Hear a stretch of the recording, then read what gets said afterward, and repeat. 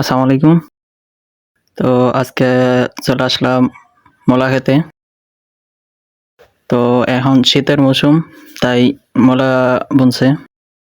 তো আমি আপনাদেরকে দেখাইতেছি কি পরিমাণ জ্বালাইছে আর কতটুক জায়গা বুনছে। তো আপনাদেরকে আমি ঘুরে ঘুরে দেখাইতেছি।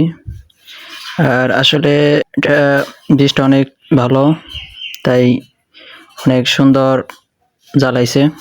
তো একটা বীজও মনে হয় মিস যায় নাই, অনেক সুন্দর জ্বালাইছে। আমি দেখাইতেছি পুরা ক্ষেত। আর এটা হচ্ছে লাল মূলা, আর এটার বীজটা অনেক ভালো। খেতে পুম নাই, তাই খেতে পানি দেওয়া হইতেছে খেতে পুম রাখার জন্য।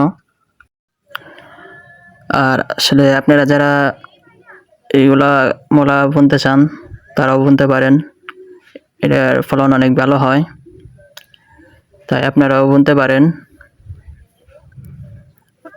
আর আমি আপনাদেরকে পুরা ক্ষেত্রে দেখাইতেছি কতটুকু পরিমাণ জায়গা বুনছে এরা। আসলে আপনারাও বুনতে পারেন, আসলে কৃষি গাছ অনেক ভালো, তো আপনারাও বুনবেন।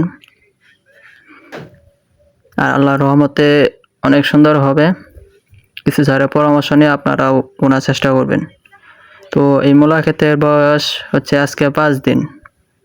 5 দিনে মাশাআল্লাহ অনেক সুন্দর হয়েছে।